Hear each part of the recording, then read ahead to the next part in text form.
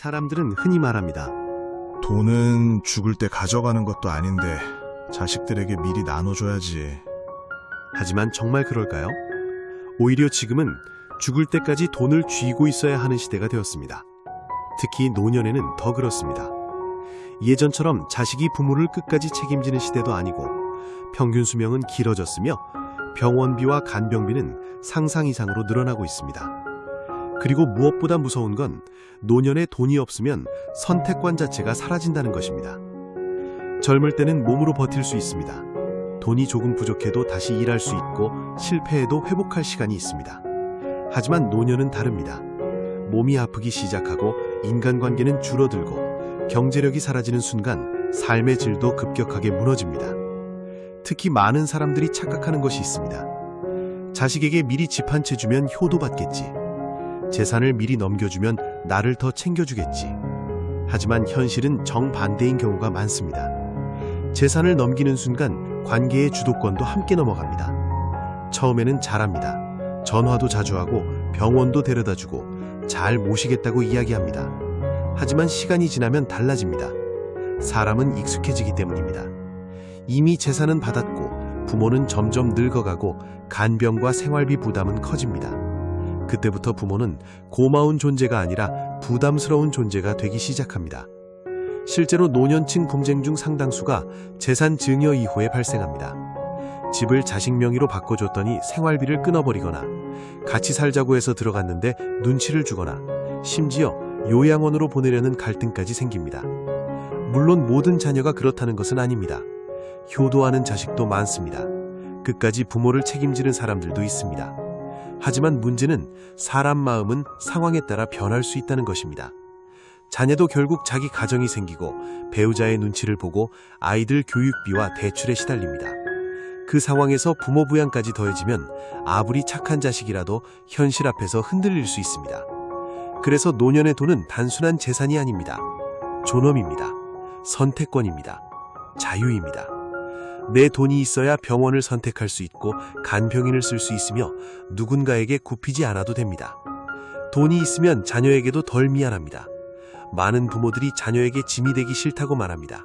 그렇다면 오히려 재산을 끝까지 가지고 있어야 합니다. 그래야 내 생활을 스스로 책임질 수 있기 때문입니다. 아이러니하게도 노년에 재산을 가진 부모일수록 자녀 관계도 좋은 경우가 많습니다. 왜냐하면 서로 지나치게 의존하지 않기 때문입니다. 부모는 경제적으로 독립되어 있고 자녀는 심리적 부담이 줄어듭니다. 적당한 거리와 존중이 생기는 것입니다. 반대로 너무 일찍 모든 걸 넘겨버리면 부모는 약자가 됩니다. 경제력이 사라진 순간 말의 무게도 함께 사라집니다. 예전에는 가장이었지만 이제는 허락받아야 하는 위치가 되어버리는 것입니다. 특히 요즘 같은 시대에는 100세 시대라는 말이 더 이상 과장이 아닙니다. 60에 은퇴해도 3, 40년을 더 살아야 합니다. 그 긴 시간을 어떻게 버틸까요? 국민연금만으로 부족한 경우가 많습니다. 예상치 못한 병원비는 언제든 생깁니다. 암, 치매, 관절 수술, 간병비, 한 번 시작되면 수천만 원에서 억 단위까지 들어갈 수 있습니다. 그런데 재산을 이미 자녀에게 넘겨버렸다면 결국 손을 벌려야 합니다. 그리고 사람은 손을 벌리는 순간 눈치를 보기 시작합니다. 먹고 싶은 것도 참게 되고 아픈 것도 숨기게 되고 쓰고 싶은 돈도 못 쓰게 됩니다. 노년의 가장 큰 비극은 외로움만이 아닙니다. 경제적 무력감입니다. 그래서 현명한 부모들은 압니다. 자녀를 사랑해도 재산은 함부로 넘기지 않는다는 것을. 정 주고 싶다면 일부만 하십시오. 그리고 반드시 내 노후 자금은 남겨두십시오. 내가 오래 살 가능성까지 계산해야 합니다. 부모가 끝까지 경제력을 유지하는 것은 이기적인 것이 아닙니다. 오히려 가족 전체를 위한 일입니다. 부모가 안정되어 있어야 자녀도 자신의 삶을 유지할 수 있습니다. 그리고 마지막까지 품위를 지키며 살 수 있습니다. 사람은 늙는 것이 서러운 게 아닙니다.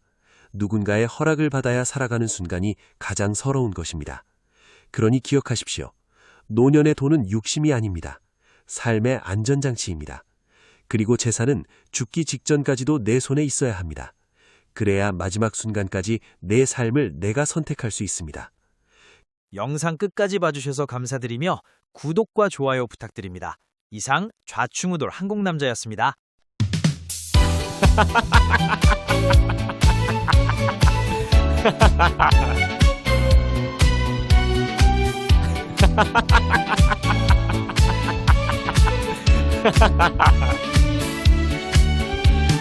직장에서는 눈치를 받고 집에서는 홀대를 받고 누가 나를 위로해 줄까 좌충우돌 들이대 한국 남자 내 인생의 가장 즐거운 시간 한국 아재 한국 꼰대 이 공간만에서는 내가 절대 오늘도 즐거운 하루가 된다